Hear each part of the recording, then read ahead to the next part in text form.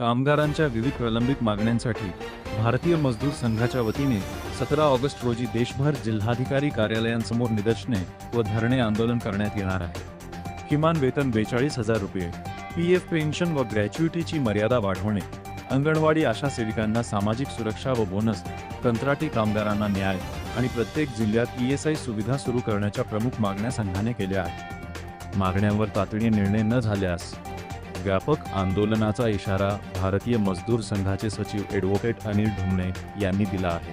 मी advocate Anil ढुमणे, भारतीय मजदूर संघाचा अखिल भारतीय सचिव आहे। माझ्याबरोबर आहे आमचे किरण मिलगीर, आमचे मजदूर संघाचे महाराष्ट्र प्रदेशाचे महामंत्री आहे बापू धडस, आमचे विभागाचे प्रमुख आहेत आणि सचिन संदीप कदम हे आमचे मुंबईचे प्रमुख या ठिकाणी आहेत, प्रदेशाचे सचिव आहेत। भारतीय मजदूर संघ महाराष्ट्र प्रदेशाच्या वतीने आजची पत्रकार परिषद आहे। 17 ऑगस्टला पूर्ण देशभर भारतीय मजदूर संघाच्या वतीने कामगारांचे जे विविध प्रश्न आहेत की गेल्या अनेक वर्षापासून प्रलंबित आहेत, याचा सातत्यपूर्ण पाठपुरावा आम्ही करतो आहोत। त्या प्रश्नांकडे केंद्र आणि राज्य सरकारचं लक्ष वेधण्यासाठी आम्ही देशभर आंदोलन करणार आहोत। सर्व जिल्हाधिकारी कार्यालयावर मोठ्या प्रमाणावर निदर्शन, प्रदर्शन आणि धरणं आंदोलन त्या ठिकाणी करणार आहोत। त्याच्यासाठी ही पत्रकार परिषद आम्ही या ठिकाणी आज आयोजित केली आहे। यामध्ये प्रमुख मागण्या ज्या आहेत आमच्या, की आपल्याला माहिती आहे की कामगार कायद्यामध्ये जे आवश्यक बदल सरकारने करायला पाहिजे ते न केल्यामुळे अनेक कामगारांना त्याचा नुकसान त्या ठिकाणी होतोय। महत्वाचं म्हणजे कामगार राज्य विमा योजना आहे की ज्याची आता वेतन मर्यादा 21,000 रुपये आहे आणि त्याच्या पुढे मोठ्या संख्येने कामगार जात असल्यामुळे ते या योजनेच्या बाहेर चाललेले, त्यांना लाभ त्याचा मिळत नाही। तरी 21,000ची मर्यादा 42,000 केली पाहिजे अशी आमची मागणी आहे। भविष्य निर्वाह निधी ही जी भविष्य निर्वाह निधीची जी काही आताची वेतन मर्यादा आहे ती 15,000 आहे, ती 30,000 केली पाहिजे। EPS 95 पेन्शन जी कामगारांना मिळते ती फक्त 1,000 रुपये सध्या वर्षाला महिन्याला मिळते, ती किमान 7,500 रुपये केली पाहिजे। बोनस कायदा आहे, 21,000 रुपये वेतन असणाऱ्या कामगारांनाच तो लागू होतो आणि मेजॉरिटी कामगार आता 21,000च्या पुढे जात असल्यामुळे कायद्याने बोनस मिळायला पात्र होत नाहीत, तर ती मर्यादा देखील 42,000 केली पाहिजे अशा आमची या ठिकाणच्या प्रमुख मागण्या आहेत। त्याचबरोबर सरकारने जे नवीन कामगार कायदे केलेले आहेत त्या नवीन कामगार कायद्यातील इंडस्ट्रियल रिलेशन कोड आणि दुसरा occupational safety health and working condition code, या दोन कायद्यामध्ये अनेक तरतुदी अशा आहेत की त्या कामगार हितांना बाधा आणणाऱ्या आहेत, तर त्या दुरुस्त केल्या पाहिजे। अशा कायदा लागू करून चालणार नाही अशी आमची त्या ठिकाणी मागणी आहे।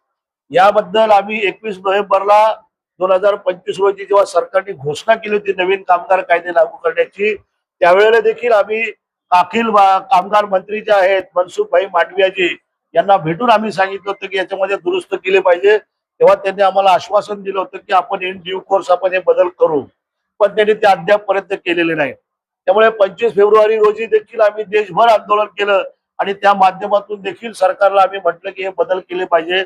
अद्यापही सरकारने ते केले नाही। आम्ही करू असं म्हटलं जातं पण केले जात नाही आणि त्यामुळे सरकारच्या या धोरणाचा निषेध करण्यासाठी आणि कामगारांच्या मनामध्ये असलेला असंतोष व्यक्त करण्यासाठी हे 17 ऑगस्टचं आमचं आंदोलन आहे, हे देशभर होणार आहे आणि लाखो कामगार या आंदोलनामध्ये सहभागी होतील। ऑफिस समोर पालघरला देखील कलेक्टर ऑफिस समोर होईल, ठाण्याला देखील कलेक्टर ऑफिस समोर होईल आणि रायगडला देखील अलिबाग या ठिकाणी कलेक्टर ऑफिस समोर निदर्शन या ठिकाणी होतील आणि मोठ्या संख्येने कामगार त्याच्यामध्ये सहभागी होतील।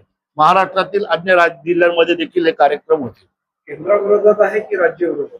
केंद्र आणि राज्य विरोधा म्हणण्यापेक्षा जे काम केंद्र सरकारने केलं पाहिजे ते त्यांच्यासाठी आहे आणि जे काम राज्य सरकारने केलं पाहिजे त्यांच्या दोघांच्या विषयाकडे लक्ष वेधण्यासाठीचा हा विषय आहे। कारण की अनेक विषय जे आहेत की ते राज्याच्या अंतर्गत देखील आहेत आणि त्याच्यासाठी देखील आम्ही सातत्यपूर्ण पाठपुरावा करतो आहोत, ते पण होत नाही। त्यामुळे दोघांच्या विषयाकडे लक्ष वेधण्यासाठीच हे आंदोलन। भारताला कृषीप्रधान देश मानला जातो, किसान ज्या संख्येने दिल्लीत आंदोलन केली त्यांना अडवण्यासाठी त्यांचे कायदे अजूनपर्यंत मागे घेतले गेलेले नाही, तर आपल्याला वाटतंय का त्यांच्यापेक्षा मोठं आंदोलन तुमचं असणार आणि तुमच्या मागण्या मान्य होणार? नाही, आमच्या किसान आंदोलनाने याचा हा विषय पूर्णपणे वेगळा आहे। भारतीय मजदूर संघाने हे नवीन कामगार कायदे आहे, कामगार कायद्यांमध्ये बदलाची गरज ही आम्ही वेळोवेळी अधोरेखित केलेली होती आणि आता सरकारने जे 4 कामगार कायदे केलेले आहेत नवीन, त्यातले 2 कायदे हे कामगारांच्यासाठी अत्यंत चांगले आहेत आणि त्यामुळे त्याचं स्वागत देखील आम्ही केलंय. त्याच्यामध्ये सामाजिक सुरक्षा कोड आहे, वेतन कोड आहे, हे दोन्ही कायदे कामगारांच्या हिताचे आहेत आणि त्याचं स्वागत आम्ही केलंय.